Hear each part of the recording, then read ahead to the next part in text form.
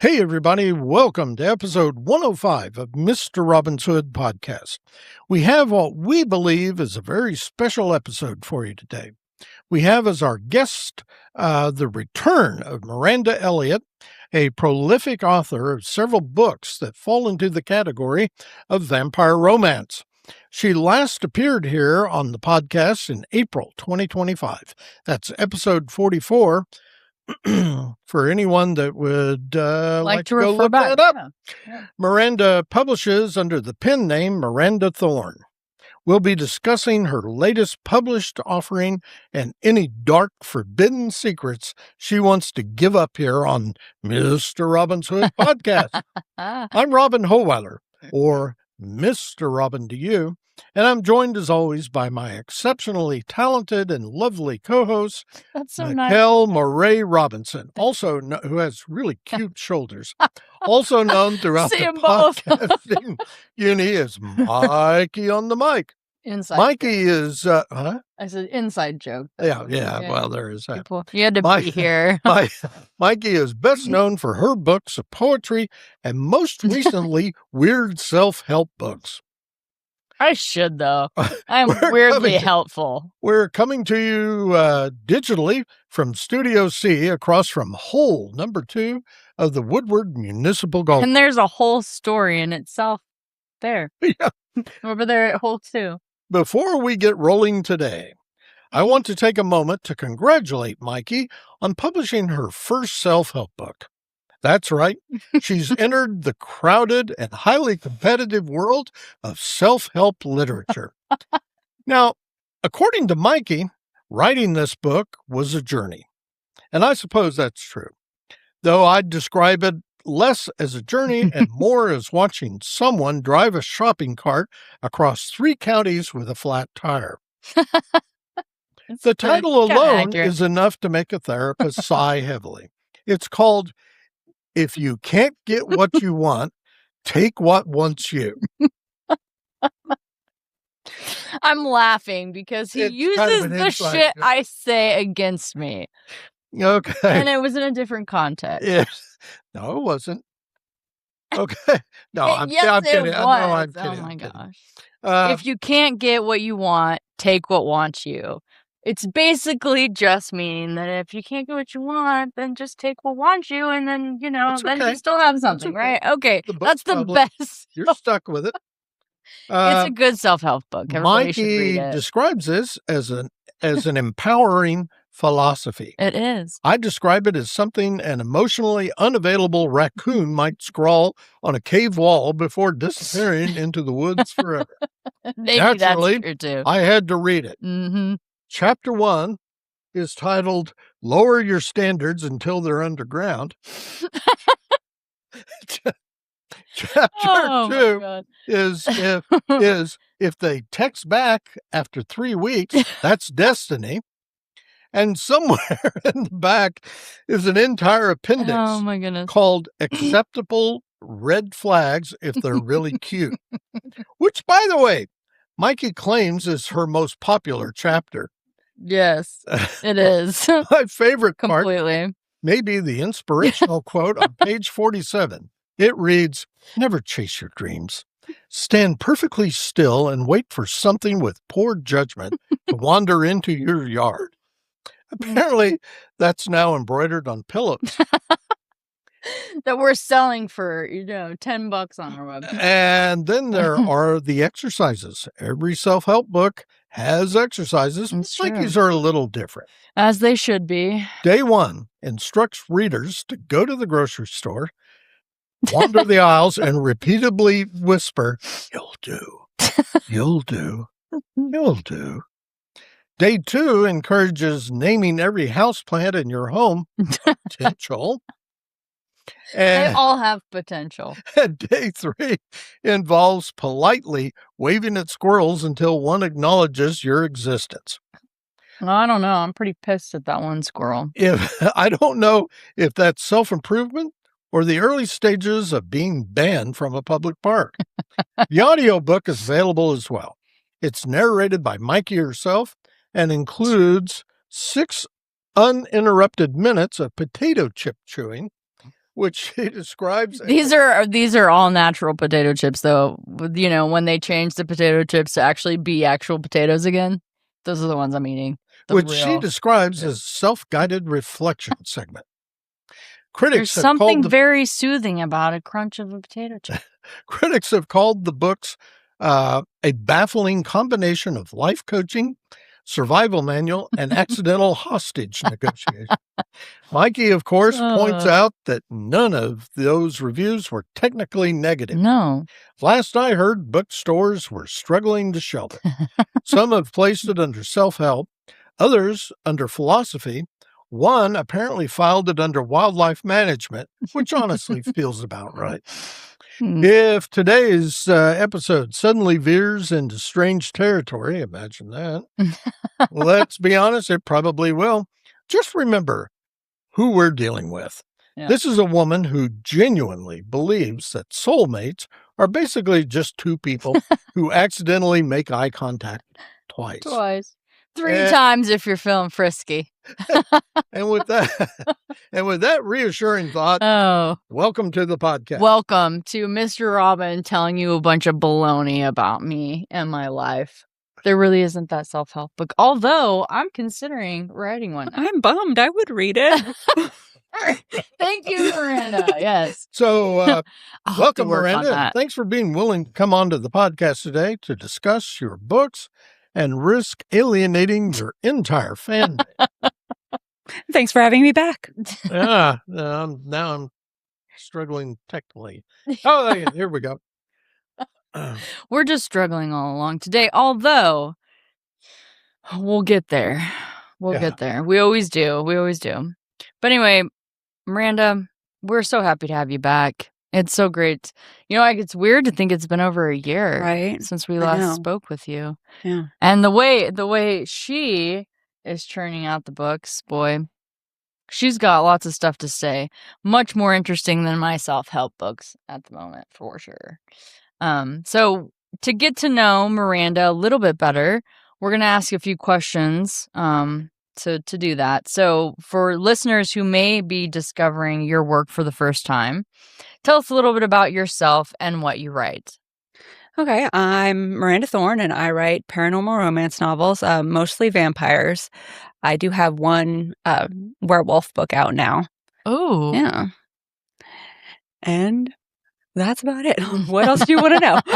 That sums it up in the well, did I hear best way, really, somewhere along the way that you were at least thinking about or working on a concept for one that would include a shapeshifter? Yeah, that's the one that just came out, Stolen Under a Full Moon. Is my werewolf book, and it's going to be a series. I haven't written the second one, but okay. I know I'm working on my 4th vampire book, so wonderful. I had a brief conversation with Miranda the other day, and I was like telling her, I've got an idea for you, and she tells me, I'm not short of ideas. And I said, well, that's amazing and a breath of fresh air, because I feel like that's not something common in the writer world. I feel like people really hit walls a lot. And I'm curious, how do you not get there? Well, I play the what if game. So anytime you read a book, you have things like, I would have changed this, or I would have done this, or I would have added this. So, it's always the what if game of books you've read or weird things you see happen. So you take the what if game, and it basically inspires your creative ideas. That's brilliant, actually. Yeah. I'm gonna what if the shit out of everything. Yeah, and you wait. I had AI combine all the ideas because I had them in 2 or 3 places, and it came out to 180 ideas. I don't know if they're all good. I don't know if I'll like them all now, but I was like, wow, okay, that's going to take a while to get through. But that's amazing. That's amazing to have that, though. I always find it weird because some people do ask, where do you get your ideas? And I'm like, everywhere. I don't know what you mean. Yeah, that's a hard question. Yeah.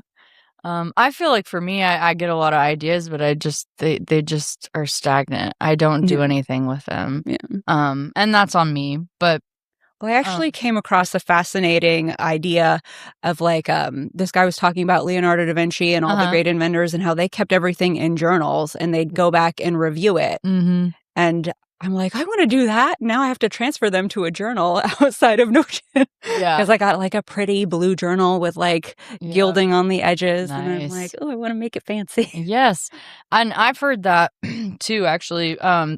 I just got done listening to a master class. I'm into those with Billy Collins, and it was on poetry, and that's what I predominantly write these days is poetry. And he was talking about journal, and he was like, "Oh, well, in like a poetry journal, a lot of people, yeah, there's poetry, but there's other writing, and there's drawings, and there's other things that they put in there that helps inspire future writings." And I thought the same sort of thing, like a lot of writers get on Pinterest and they pick out like what the setting's going to be and what the characters look like. So yeah. I find that fascinating. It's whatever helps you keep going. Yeah. And that's different for everybody. Yeah. For real. But let me ask this, because I know everybody's interested in kind of what first inspired you to become a novelist. What was it that really like sparked, this is what I want to do and this is what I want to pursue? Well, I read, I was dyslexic when I was younger, and so I didn't start to really enjoy reading until like 5th grade. Yeah. And then I just devoured every book I could find. And I feel like there's a tipping point in your imagination when you've just consumed so much that you start to have your own ideas. So I was reading a vampire book because I've always loved vampires. And the author was published at 13 and I was like 11. So I was like, my goal is 13. I'm going to be published at 13. I was not. But you know what? That's okay. Yeah. You pretty much have to know someone because, underage, you have to have things signed by parents and stuff. Right. So I was 19 when I was published. Yeah, but that's still amazing. Yeah. Because a lot of people can't say that. Yeah. A lot of people can't say that. I was definitely not published at 19. Yeah.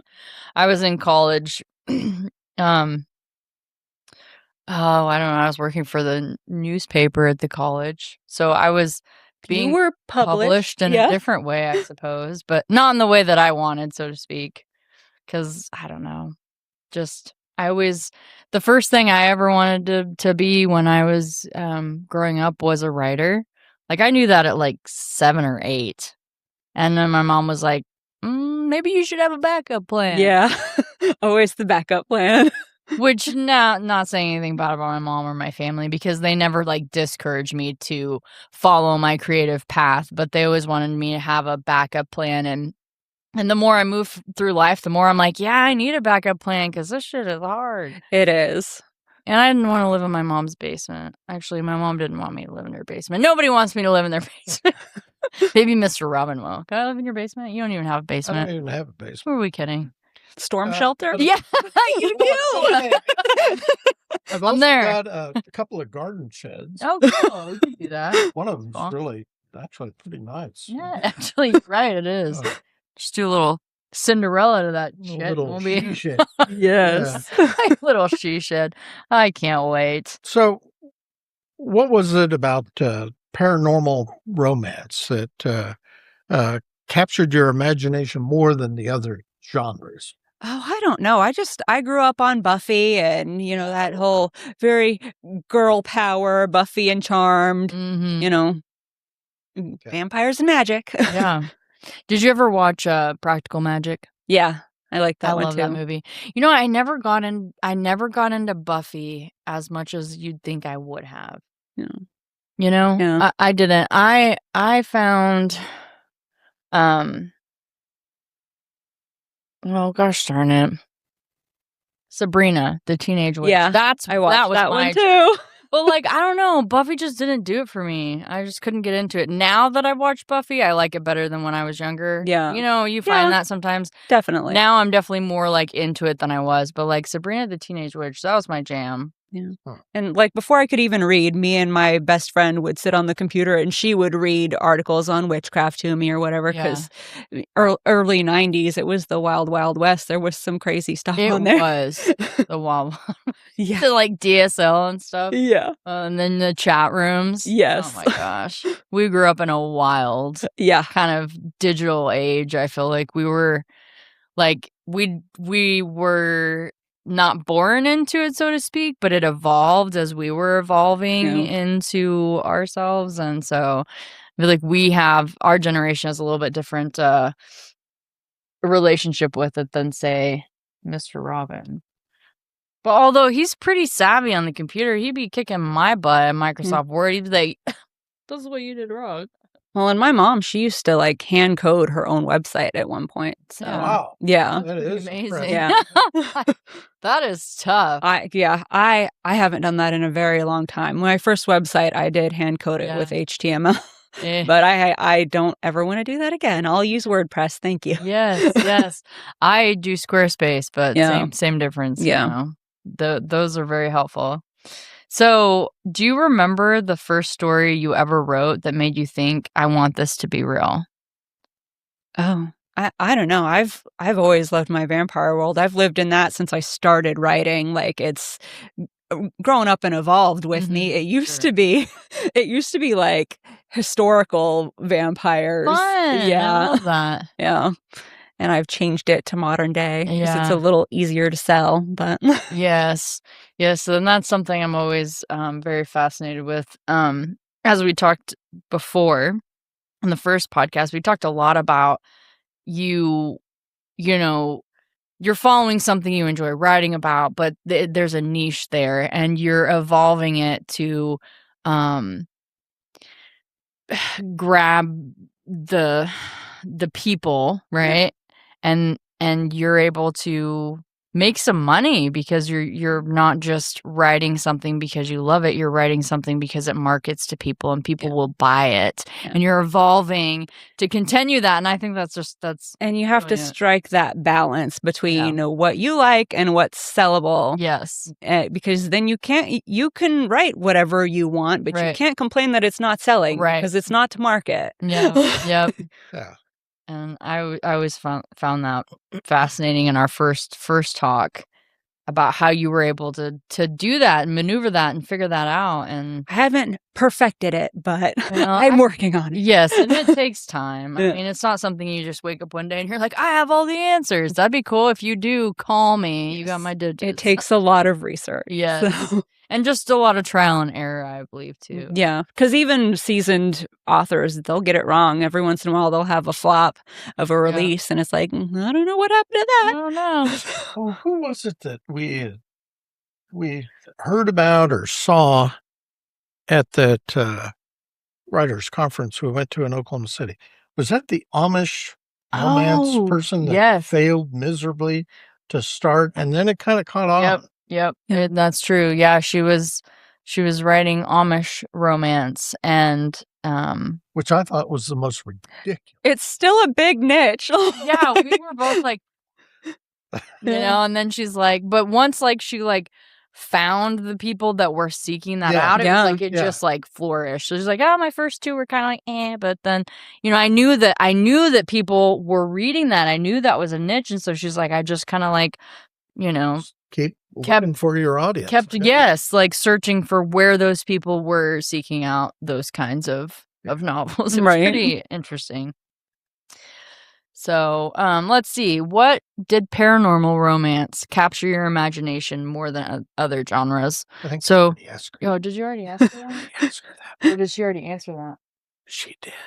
Oh, she was saying the vampire romance. No. Oh, I said.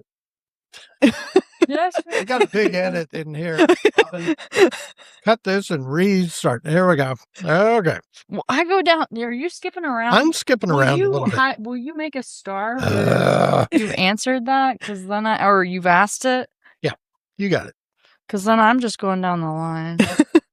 I'm being OCD about it. Anyway. Cut. Redo. Why don't you ask the next question and mark it? Okay.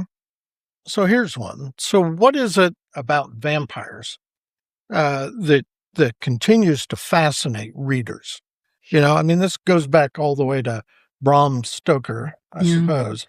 But there's something about that particular monster, if you will, that really just seems to kind of hold some deep fascination for people. Well, and I think it's the classic anti-hero. He's against society. He's always rich and cultured, and that always appeals. Yes. It's that. Good point. Yeah, it's the fantasy, and you'll see it a lot in, billionaire romance and mafia romance of the woman getting taken away and, either against her will or she's all for it, but you leave your old life behind. I think it appeals. Oh. I agree. That's appealing. Leaving my old life behind. See you later, alligator. I'm out. I'm down and out. Oh, that could be a new self-help book. Oh, yeah. How you leave your old self to become your new self. Write that down.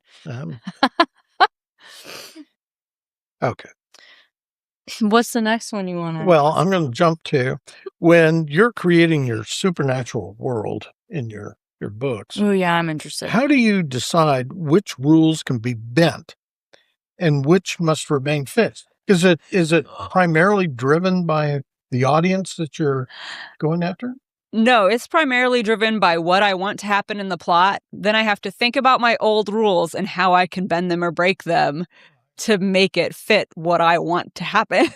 It has created some conundrums. I've really had to think through some things.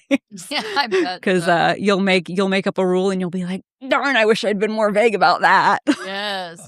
Oh, yeah, because you can't take it back. Yeah, you can't take it back. Because you're writing these in series, so like you kind of have to go by in this series what you had and written in that. Even my werewolf series is going to be like an interconnected world, so it's still all the same world building in my vampire series. I still have to stick to it. So yeah. Tell her about my short story in the centipede.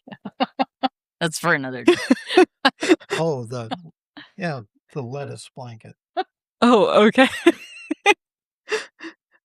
I think that's what the name of it should be, the lettuce blanket. I mean, anyway, that's for another day. Miranda, this is about you, not about my ridiculous ideas about short stories, because being a novelist is terrifying to me. I can't do short stories. I've been trying to do them, and I just cannot. Maybe we should hang out, right? And we can novelist, and I'll help you storyist. Yeah, that's not a word, but I made it up. It can be. It's very challenging. Yes, I can't figure it out. I just have novel length ideas, and I know they're novel length ideas. And every time I try and shorten them, I'm like, nope, this is still too much world building. Yep. Because it's interesting with short stories. I mean, there are people that's all they do. Yeah, I think that would be me. I think that's what I would excel at, is short stories. But you have to be able to cram an entire arc into 10, 12 pages. True. Yeah. And that seems long. It really, it just doesn't, it's never really appealed to me. I've tried, I actually had a little bit of success, but it's just nothing I want to do. Yeah. I prefer the long haul. Yeah. And trying to go from here to there. Well, I'd love to try them because it's more practice faster. Yeah. And so it's supposed to help you write better novels because you get to practice more of the whole story arc. But I just, no, doesn't work. Yeah. Yeah. Plus they're harder. I think they're harder to sell. Yeah, they are. There's definitely a different market for it. Yeah.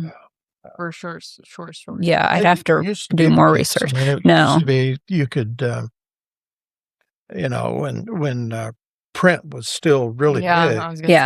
I mean, there was endless numbers of women's magazines that would buy short stories, or even like pulp magazines back in the 1940s pulp era. People were making a living just writing those stories. Yeah. Too bad I didn't live in that era. So, are there any paranormal creatures or legends that you haven't explored yet but would love to write about? Bigfoot. Not my thing. I think like orcs are a really big thing right now. I'm like, I don't get it.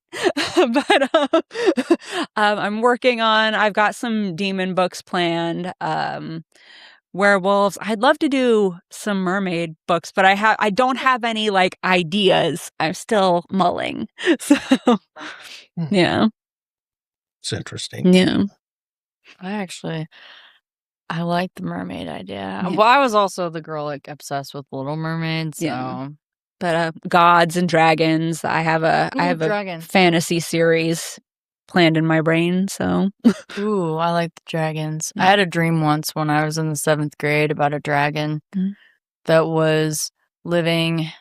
It was very much like melded with like the Hobbit kind of ish, but like we lived in this town. And it was at the bottom of the mountain where the dragon lived in his lair with all his gold and his feast, and everybody was terrified of the dragon, right? And so when the dragon, they could tell when he was coming down to town, and everybody would hide out. And one day I was like, screw this. I'm going to confront the dragon. And this is my dream. Okay? Well, there's your book idea. Story. Or a book. I don't know. Anyway, he comes down and I march out of the deal and I'm like, all right, you come down here all the time, you walk the streets, everybody's freaked out. What do you need? What do you want? Like, just, I'm done with this. I'm done hiding from you. And he goes, I just want a friend. So then I ride on the dragon's back up to his lair. We have this feast of everything. Like, there's grapes and cheeses, and oh my gosh, we're sitting on piles of gold, and we had the best time. The dragon had the best sense of humor. And I went back to town and I told everybody, we've been scared of the coolest dragon I've ever met in my life. And nobody would believe me. And so I was like Pete and the Dragon, but I wasn't Pete. I was like Patricia or something. I don't know. Anyway, it was kind of a reoccurring dream I had like 4 or 5 times. From like 12 to 15. So anyway, I could turn that into a story though. You could, yeah. But I love dragons. I've been dreaming about dragons. But anyway. Have you considered therapy? I've been in and out of therapy. I'm just kidding. They can't therapy that shit out of me. It's not gonna happen. It's here. That's a much sweeter dream than the dreams I have that would make good books. Mine are scary and terrifying. Some scary ones. I will admit I've had some scary ones. But that one, when everybody thought was scary, ended up not being scary, you know? And I don't know. Who knows? Who knows what sparked that? But so the question is, what makes great paranormal romance different from traditional romance novels? Ooh, that's a good question. But it is, but I mean, is it strictly the paranormal creature itself, or is there? I think it's a story tied to it. Aspects of their persona that kind of. Well, usually in traditional romance, sometimes there's not a lot of action happening. In paranormal, there's usually like a quest or a bad guy to fight. And sometimes in regular romance, it can get a little boring because there's nothing going on. So the bad guys you're fighting in like a paranormal one, what are they? Different creatures? Are they like dragons? I mean, it can be anyone. In my vampire books, it's the vampire king has someone who wants his throne, and so that's sort of the series arc. Yeah. But I mean, they fought. There's, in Underworld, it's vampires versus werewolves, and in other people, it's vampires versus humans. All sorts of things. I have one idea that's vampires during the zombie apocalypse that I'd like to write. Ooh, I like that. Yeah. Too much Walking Dead. Yeah, but still, that's fascinating. Yeah. Vampires and zombies. Well, Rob Zombie.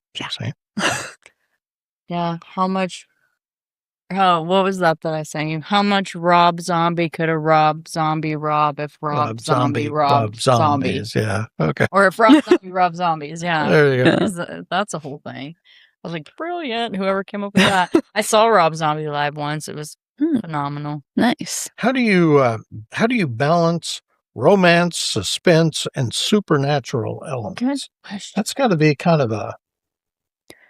And I'm not very good at it. Like, I could be better at the romance part. I'm definitely more like an action adventure, and I have to go back in and really think about the romance so it's believable, because there's a certain amount of chemistry the characters have to have and a certain amount of intimacy. And I'm a robot. I'm the Terminator. So I'm like, okay, I got to add in so people actually believe that this couple fell in love. Okay. Yeah. That reminds me of something, right? Okay. Like, do you ever try to just like research that? Do you like... Yes. Okay, it sounds silly, but like, I'm a people watcher, and not always people think that, because I'm like the person that's like blah blah blah blah blah, but I'm watching you out of the corner of my eye. Yeah. Either way, so I'm watching people and I see what they're doing. Do you do that? Like, in like, you go to a restaurant and you see a couple and they're, obviously romantically involved. Are you kind of watching them and like digesting their interactions, or is it mostly just like you're gathering it from other movies? And I'm not a big people watcher. Mostly other movies and television. And then there's actually a book called Romancing the Beat that has all the beats of the romance. And then there's An Emotion, the Source, for emotions and all the physical and psychological reactions you could have to them. So, yeah. I feel like you may benefit from people watching live encounters, though, because I feel like sometimes like, different dynamics, it could add a whole nother piece to it, is all I'm saying. But that's just a suggestion, not that it's a good one. 90 Days After Lockup or whatever that... Love Island. The Bachelor. Flavor Flav. Flavor of Love. Some reality TV. Yeah. No, I'm just saying, like, seeing people interact romantically kind of like in a public space. Yeah. Real life, like, because even the reality TV shows and some of that stuff is derived from what we think and not from what we're seeing exactly, or from how we perceive it and not from, real life, like, experience. And whether that's your own experience or just observing somebody else's experience, it's just something weird stuff I think about. There's a lot of weirdness in there. And I think you addressed this the last time you were here on the podcast, but I don't recall. Are you a detailed planner, or do you just kind of jump in and...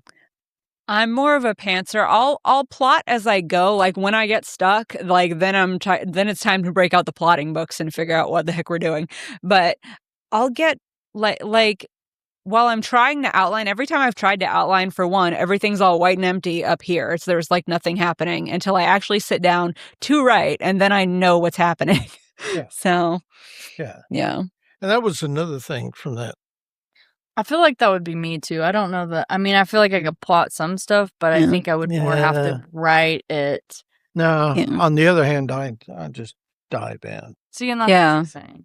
Yeah. I feel like I would probably have to do that too, but I think that I would have to take some notes. I think I would start diving in and writing and then like make notes about the plot so I can stay on course of where I'm going. I think I could really get off. But see, that's what I don't have some sort of... Yeah, well, it's not, to me, I'm not going to look at it as something that locks me in. It's helping guide me, because I can't remember that I told the reader that Billy, had 4 toes instead of 5. Yeah. I might forget that. I don't consider it locking me in, because when I'm writing the story, like, I know what's coming next. Now, if I outlined it ahead of time, I would feel locked in. And a lot of people are like, well, your outline doesn't have to be exact. You can change it. I'm like, then why did I spend a month doing it? Yeah. I think that's his too, is And you take so much time doing that, and you're taking time away from actually writing. Yeah. And then we were either met that woman or heard about her at that writers' conference.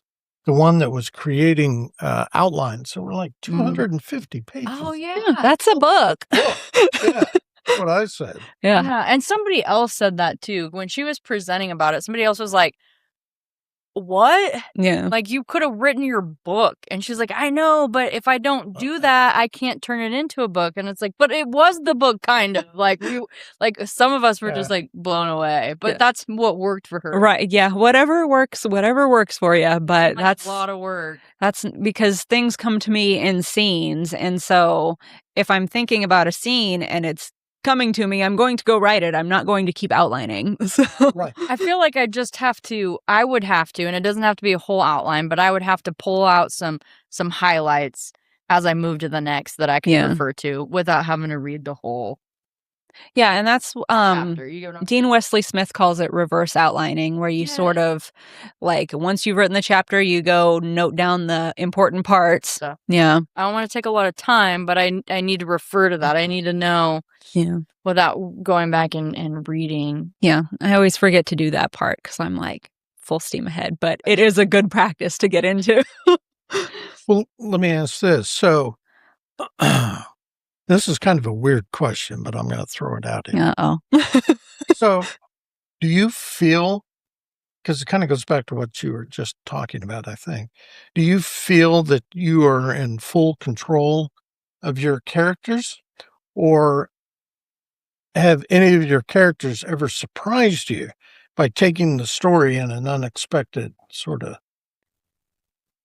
I mean, I don't know that the characters are ever out of control. They're usually doing what I want them to do. They might say something that I'm like, I did not expect you to say that. But I don't find that the book goes way off track of what was in my head. Okay. Yeah. Yeah. Interesting. Yeah. I feel like mine might go way off track. And that's okay. That some fun things happen. I'm a mess, man.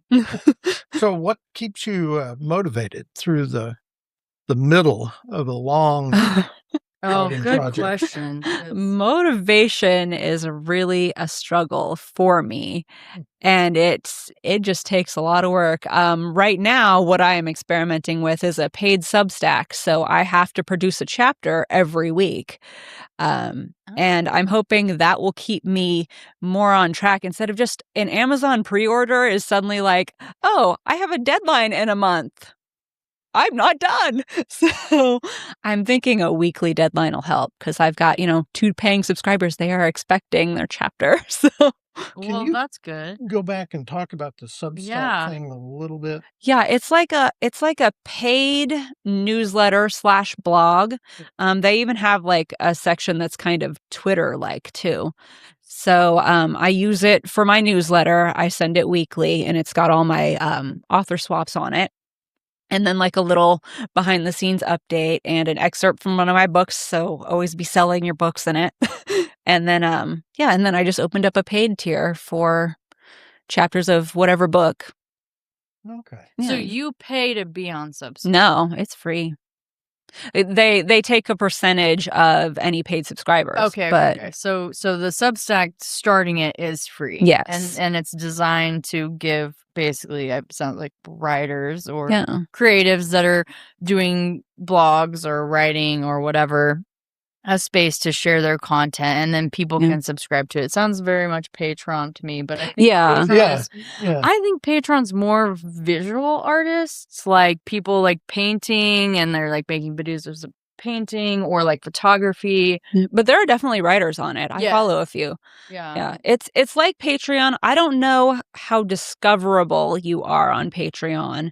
Substack. Substack, the whole point of it is like it has a search engine built in, and you'll be recommended to other people. Okay. And I don't know because I don't know if they recommend or not. It's just that suddenly Substack keeps turning up in my freaking email on multiple times during the day, and I've kind of poked around in it, but never really explored it, I guess. Yeah, probably if you're subscribed to anyone's email list, they might have switched to Substack. Oh, yeah. because I switched because it was costing me a fortune on MailerLite. And I'm like, well, Substack's free. You have to do it a little different than just a newsletter because they don't really like that. They want you to have more of a blog or behind the scenes, something else going on. So you can share your newsletter on there, but you're kind of expected to maybe talk a little bit about stuff like behind the scenes stuff. I just like what was my week like and whatever I think readers will be interested in. I don't know if they are, but do you get any statistics about people looking at your... Yeah, you get how many people have clicked and how many people it was sent to and how many people opened it, and it'll even break down which links they clicked. Wow. Yeah. Wow. Yeah. Is there a light bulb over my head? Oh. It's between us now. Okay. Mutual light bulb. Yeah. But that's fun. Yeah. No, that's cool. That's really cool. And yeah, we've had some brief conversations about Substack, but neither of us really knew a lot about it. Like I started a Patreon page or whatever, but it never went anywhere. But that's partly my fault because, I didn't support it probably the way that it needed to be supported to gain followers. Yeah. So. Well, and what's nice about Substack is it's got the notes section, which is like Twitter. So your stuff will go out to people instead of just like on Patreon. I don't think there's you have to promote it. Yes, you have to promote it, and you're different and kind of drive the traffic. Yeah, and I think that's very much true because if I don't post on there, if I didn't promote it, I don't feel like anybody would come to it. Actually, I don't know that anybody did, but that's versus on Substack, your posts are working for you to attract people. I love that because it's kind of got a built-in algorithm in it. It's kind of like social media meets sharing platform. Yeah, in a way. So, next question. You know more about it than I thought you did. You said something about getting it, and I've kind of looked into it, and when she explained it, it all just kind of came together. No, I appreciate your explanation there. Yeah. So you do nowadays, as near as I recall you mentioning that at one point you were trying an outside commercial sort of publisher, and it was kind of a rough experience. Yeah, that was when I first got published. There were a bunch of back in the day, and like 2009 to 2014, there were a bunch of little ebook publishers that popped up, and most of them all crashed and burned. A lot of them they didn't pay people, and and. So I was with some of them that either folded and they were paying me, or the one I was published with first was not paying me and they folded. Everyone was pissed about that. I still have friends from back then that are like, yes, we're bonded forever from the trauma. Yeah, from the trauma of that experience. And so I think the only ones around now, I think there's Changeling Press. That's a small one that's still around, but most of them caved. Yeah. As soon as authors could start publishing their own books on Amazon, I think it really hit them. And then KU took off, and that was it. Mm-hmm. Yeah. Because it's better to have the control and to get all the royalties. Yeah. And just as maybe a quick summary, could you, what's your experience been like with publishing through Amazon? I really like it. I haven't had any problems. Some people have problems and they have their account shut down. So knock on wood that doesn't happen. But it's really easy to do. All you do is get online and you can look up YouTube videos of the latest instruction. Yeah, of how to do it. Yeah, and I publish, and I don't just publish there, but they're still, 70% of my income, which is most writers. There are a few that are wide that are like, nope, I make 6 figures on other platforms. I'm like, dang, tell me your secrets. Yeah. I need to know. Yeah. Well, one thing I've found about Amazon is I've had when books have been, or my poetry books have been printed, they've been printed all kind of jacked up. Yeah, and I'm not impressed with their print on demand. But it's a place for them to be where people can get them. Yes. And that's kind of where I'm at with it too. I'm like, I wish they would kind of level up on that a little bit, because they could. They have the capability to do it. I mean, and I want a good customer experience, and they should be all about that. And so I don't know why their print on demand isn't a little better. Yeah, but sometimes it does. Yeah. Well, I'm wondering if maybe they aren't just being completely overrun. And it's maybe possible. They grew too big too fast, and we're in the growing pain stage, and they're trying to figure it out. I mean, there's a lot to be said for that.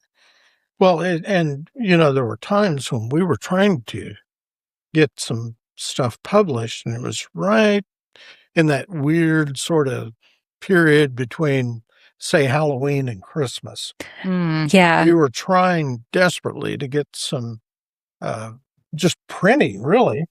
Yeah, that's a bad time of year because it's Black Friday time. Oh, it took like 3 weeks to get. Yeah. It was just horrible. And then I thought it was going to be like that with my poetry book later when I ordered some more, because I dropped that. Both of the ones I have published on Amazon, I dropped on Halloween. And the first round took forever, like, of the author copies that I wanted to take out and sell in, like, the community and stuff like that. And they take their sweet time with the author copies. They just do. Like, any time of year, they're just like, it's going to be 3 weeks. Enjoy. Yes. Yeah. Or they break up the shipments. The shipments. You get like 2 here. You ordered, 36 books, and you get a couple here, and you're like, well, wait a second. Yeah, and then sometimes you get them, and like the color variation on the covers are a little different from where they were published, which is a huge deal, but it's one of those things. Yeah. So, Miranda, how important, or does it count at all, reader feedback and reviews in shaping the stuff you do in the future? I personally try not to read reviews. I know a lot of authors, they will pull data from reviews and they're fine with it. I get my feelings hurt. So I'm like, no, I'm not going to read those. Or, and I don't want to get a big ego if I'm like, everybody loves it. That rarely happens. Usually it's, they loved it, but they had this one critique and I'm like, it's wrong. So I just don't. I think my first book has like 300 something reviews, and I just try not to read them anymore. So I'd be more likely to respond if someone emailed me with the feedback, because I'm not going to read 300 reviews and feel horrible about myself. But does that have any influence at all in what you're going to do next or down the road? It probably wouldn't. Whatever's in my brain is whatever's coming next. Yeah. Do you like it or you don't? Yes. And it might. I've never had anyone write in requesting I do something. So, I have had people asking for book 4, and so I'm working on that. But that's always nice. Yeah, they're like, when is that coming out? I'm like, August, I hope. Good question. So, of all of the books that you've written that are up on Amazon and available, is there any of those that you would recommend as the best starting point for a new reader, or are they in a linear sort of just start at the beginning? Yeah, I'd definitely recommend Conspiracy of Vampires. I write interconnected standalones, so they're all, separate couples. They can be read individually, but if you go out of order, some people have been confused, some people haven't been confused. So I'm not sure. I'm not sure what the real verdict is there, but I'd start with Conspiracy of Vampires. Okay.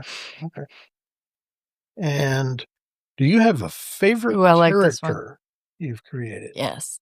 Nyx is my favorite. He's the hero in the first book. He's ancient Sumerian. So he's very interesting. He's the most powerful vampire in existence, pretty much. And forgive me, but does he keep making appearances throughout? Yeah, he makes some appearances, not a ton, because it is definitely the next couple's book. But yeah, he pops up. He pops up. He pops up. And what? This is don't even have this on the page. What is it that brings him back? Yeah. I mean, as you're going along, if he's only, let's say, he's just making a cameo sort of appearance, how would he come up in the new story? Well, he knows everyone because he's been around forever. He probably sired half of them, but he runs a bar. So, and it's a bar that's a safe haven for anyone that comes to him. So he gets, were animal refugees and anyone hiding from the king. Yeah. So some of your couples find refuge. Yes. At this bar. Yes. And I know you just said you don't read reviews. Yeah. Probably, it's not a bad idea, actually. Yeah. I'd be too curious myself. Me too. I'll be reading them. And I am very curious, but sometimes it just crushes me. I'm like, I can't do it. It makes me sad. Yeah. But I can understand that. Yeah. Have readers ever reacted to a character or plot twist in a way that kind of surprised you? I don't know about that. No, I don't know about that. I don't know how to answer that. Well, if you're not reading the reviews, maybe I try and stay away. Yeah. You're not getting that kind of information unless it's somebody that that read it that maybe mentioned. But yeah.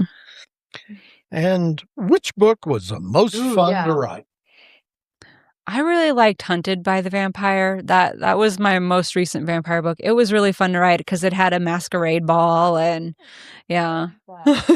And a big carnival going on outside. Like that. Yeah. I like that one. Vampires on the tilt-a-whirl. Growing up, their blood that they drank. I love it. I think that's great. Ooh, I want to ask this one. Okay. If you could spend one day with any vampire from literature or film, who would it be? Oh, Damon Salvatore from The Vampire Diaries. All right. Yeah. She didn't even miss a beating. No.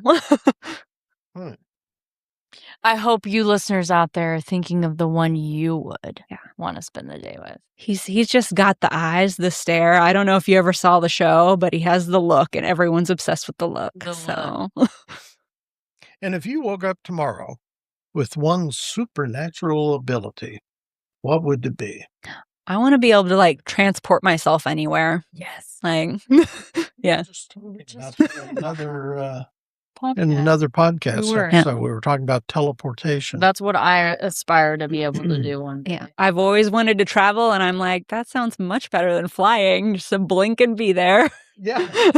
Snap your fingers, and then you're there. Yep.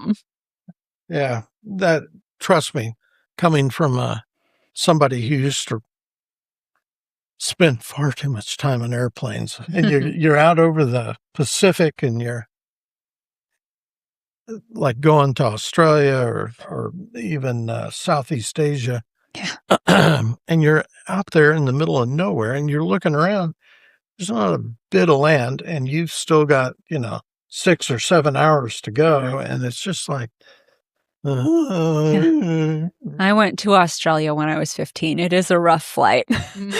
Long damn flight. Yeah. But it's fun to get there. I mean, it's a really cool place. Oh, yeah. Yeah, it is. Australia is cool. It is cool.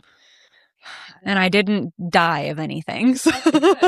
Because everyone was paranoid, like, what about the poisonous things? It's like, I survived. It's all good. Did I ever tell you my Australia story? I don't know. Having lunch in the Australian outback? No. So we went out to... Were there wombats? Yeah. I've held a wombat. I want to pet a wombat. Did you make it to Ayers Rock?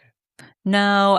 Middle of nowhere? We stayed on the East Coast, so we never went into the outback. Through, though?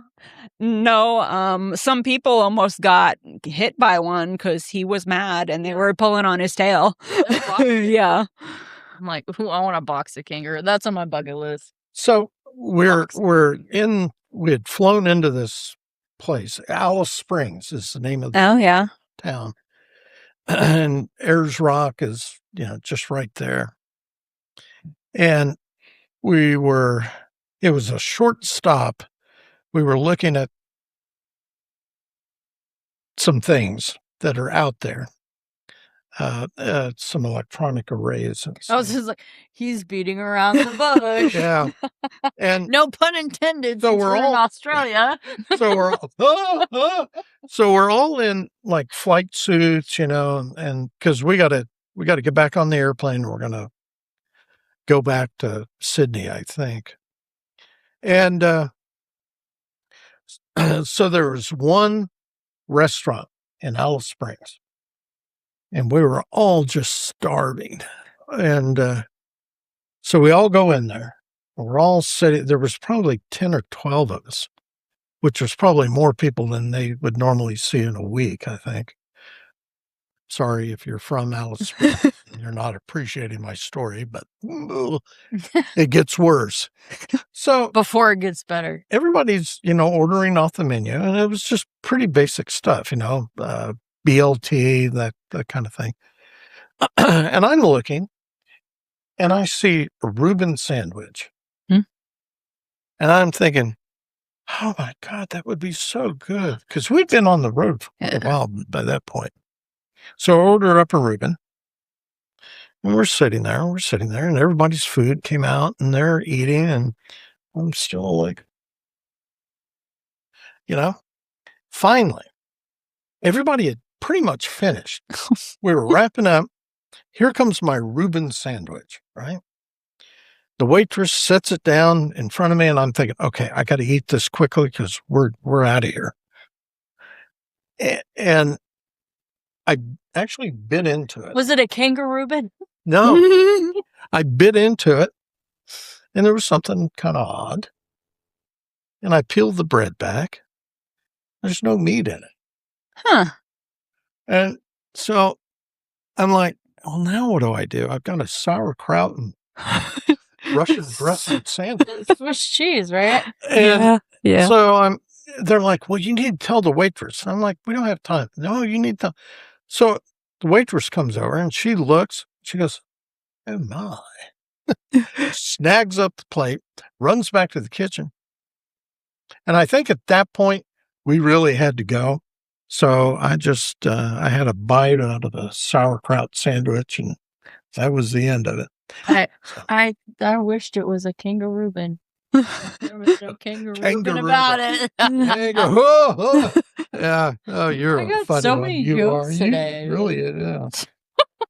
It's a good day for Mikey. There you go. Okay, we've kind of talked about this, but what's your favorite paranormal movie, television show, or book series?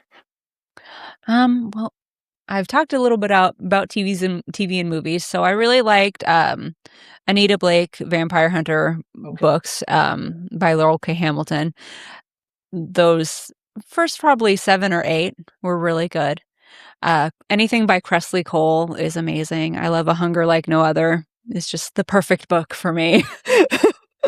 And yeah. Okay. Yeah. There are a lot more. Not a big Anne Rice fan? I never could get into hers. I've read Interview with a Vampire in audio, and that was as far as I got. So, yeah. She would, I thought she was a fabulous writer. Yeah. But she would go off on these tangents. Yeah. Times where, you're reading through this and you get to about page, I don't know, like 350, somewhere in there. And now you're having to endure another 150 pages of some minutia piece of history. Oh, wow. And it's just, you're like, wait, where does this end? Yeah. What's the point of this? Yeah. I don't have the patience for that. That, and I do like the romance element, and it doesn't seem like there's enough romance in her books to make it work for me. Right. Like, I want a couple that gets together. Yeah. That keeps you captivated. I want to fall in love. Yeah. So. Yeah, it's not all it's cracked. I know. Apparently, that self-help book sounds. Yes. What is it? If you can't, you can't get what you want, go get what wants you. That's right. This whole thing. Sorry, it's an inside joke. Yeah. It is big. She gets it, but it's bigger than probably what anybody can get surface side. But ha ha he he. It amused me. Except the title of that chapter needs to be "The Bars in Hell." Yes. That's the saying. Yes. Brilliant. Okay, so here's one. Ooh. Do you personally believe in ghosts, psychic phenomena, or anything supernatural? No, and it kind of disappoints me to say it, but no, I don't. What? I was like, I think it's no if I remember. No. Holy hell. I'm a big old skeptic, so I'm gonna have to see it and touch it I'm gonna have to have an experience for it to be real. Oh, okay. Yeah. But you write in the paranormal, even though that you don't. Maybe I want it to be real. Okay, so but that's good. Yeah. You want it to be real, even though you maybe don't believe that it actually is. Yeah. Fascinating. Don't ask me that. And here's kind of a follow on to that. Oh yeah. Have you ever had an experience that made you question whether something paranormal might be real? No, and that's why I don't believe. What? Again, here we go. What? Really? Nope. Nothing. Then where does this come from? I don't know. I just like it. I like it and I want it to be real. And so I'll write about it. I love that's all you really need. Yeah.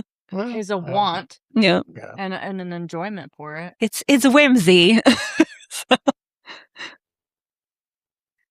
Oh, no. What'd you say? Oh, nothing. Nothing. We're scheming against you. Not in a bad way, though. Nothing harmful. So, what's next for Miranda Thorn? Yes. Well, right now I'm at the midpoint of the 4th vampire book that I'm writing. Uh-huh. And then I'd really like to finish the series, so I'd like to write book 5, but if I can't, I will probably be doing some demon books. So I tend to need a break. So when you talk about demon books, yeah, are you at a point you could kind of discuss that? I mean, how does that? Yeah. So the way does the demon become an entity that? Yeah, like he's a physical person, not. Okay. I do have ones that will possess people. There you go. But I do have ones that are physical entities too. And just kind of hanging in the background and making people's lives miserable, or? Well, they in my universe, they have like a separate realm. They're not really. They like to make mischief, but they're not in it to really hurt anyone. They just, they want out of their realm into ours because ours is nice. Oh. Yeah. Okay. And they grow up on a harsh plane, so. Oh, and they want to see something not harsh. Yeah. I'm feeling like some thoughts of Tenacious D and the Pick of Destiny. Are you No, I'm not. Are you familiar with Tenacious D? No. Oh my. Oh my, oh my. Okay, so Tenacious D is a band basically formed by Jack Black and Kyle Gass. And they wrote this album that did they write the album or make the movie? And then the album was part of the movie, almost like the soundtrack of the movie. Yeah, but like it was almost a separate it was almost a separate thing, but not. But it's basically talking about like a demon that like helped them make their album. Am I on the right track here? I've watched it a billion times. And so you're talking about this, it reminds me of that. Yeah. That movie and that album. Because they like the demon was kind of like a bad thing, but a good thing in a sense. And he was kind of crossing over to like help them make their, amazing album. But then they had to sacrifice something for that. Yeah.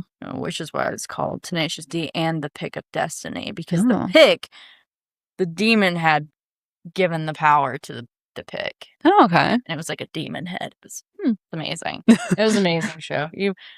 We'll introduce you. Okay. Yes. Thank you. I'll sing you a little No, I'll play it. You don't want me to sing it. Where can our listeners, well, I know about this, but where can listeners find your books and connect with you online? My books are available on every platform. They can find me at mirandathorn.com. And I think it's mirandathorn.substack.com for the Substack. Yeah. Okay. And Thorn with an E at the end? No E. No E. Yeah. Okay. Just making sure people might screw that. Right. I've had it messed up, and I thought I found a pen name that I'm like, no one can mess this up. Yes, they can. Because my first one was Anaria Ravena, and everyone messed that up. Yeah. So but you don't really do any online sort of connecting with readership or? I'm on TikTok, but it's not a connecty sort of thing. I'd be more inclined to connect with people on Instagram if they wanted to chat on Instagram, because I like Instagram. But yeah, I want to start a YouTube channel, but I haven't done that yet. Yeah. So.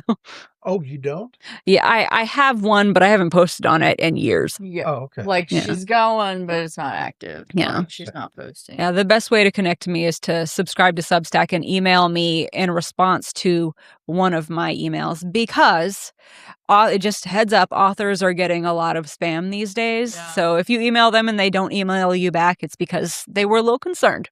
So, yeah, they didn't want to open your email thinking due to it being some sort of spam. Yeah. Which is understandable. Yeah. Get like 2 or 3 a day. Oh, gosh. Yeah. Finally, if you could give aspiring writers one piece of advice, what would it be? Oh, God. I know that's actually kind of like, I'm thinking that's kind of a tough question, but. Right? I don't know. Because it depends so much on the topic. I have a whole lecture I did on the basics of self-publishing that I still have on my website. That's helpful. The biggest piece of advice, I don't know, keep writing. Right.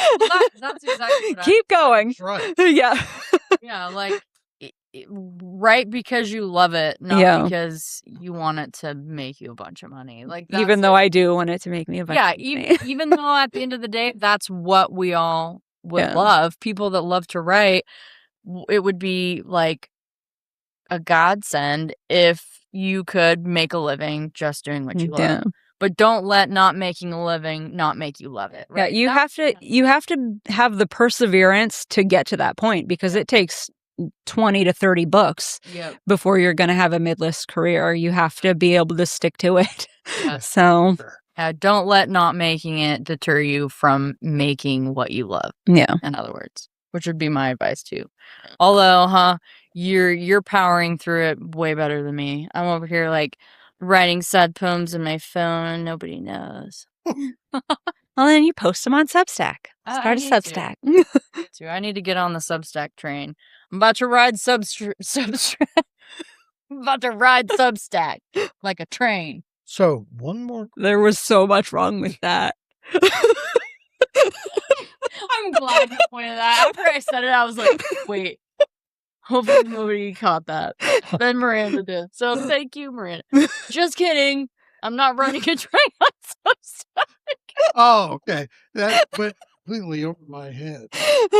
But thanks for pointing it out. No, it's the romance novelist mind.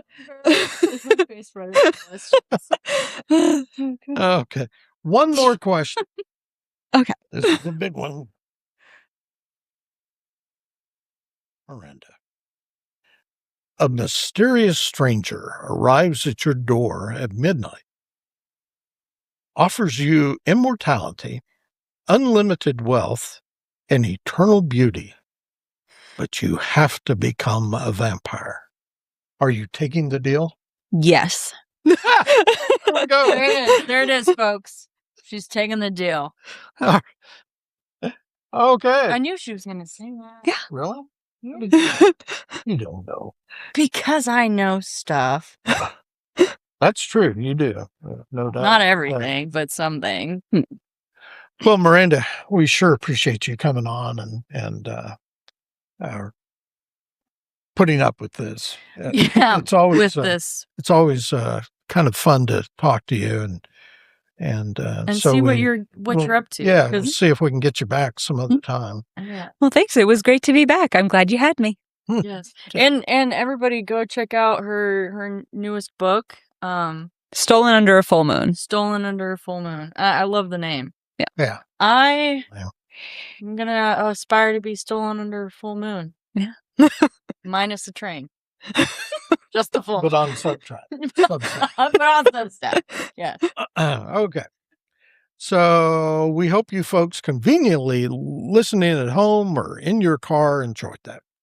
If you have any questions for either Mikey or myself about today's episode or any other darn thing, you can email us at mr.robin@mrrobinshood.com or Mikey@mrrobinshood.com. Also, you can find us on Facebook at Mr. Robin's Hood Podcast. As always, you can also reach out to Mikey or me via Podophone at 580-827-1113. Maybe you just want to get something off your chest or you're feeling some butt pain because of something we said. I said. Well, there is that. There is that. During a podcast, give us a call. Unless, of course, you're also a writer of weird self-help books, in which case you'll definitely want to make contact with Mikey directly. I've got pointers. You can leave a voicemail. Text us if you have a question, concern, complaint, compliment, suggestion, whatever. Just don't be a dick about it. In the meantime, tell all of your friends to listen to this podcast as though their lives depend upon it. As always, you can stream or download episodes of Mr. Robin's Hood Podcast wherever you usually find that sort of nonsense. We're on Spotify, iHeartRadio, Amazon Music, the Podbean app, Apple Podcasts, Player FM, Listen Notes, and Podchaser.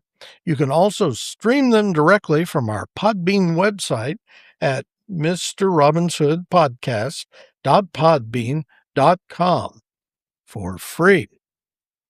So now we'll close by reminding everyone, as we always do, to stay hungry, stay foolish, and most importantly, stay weird. Bye.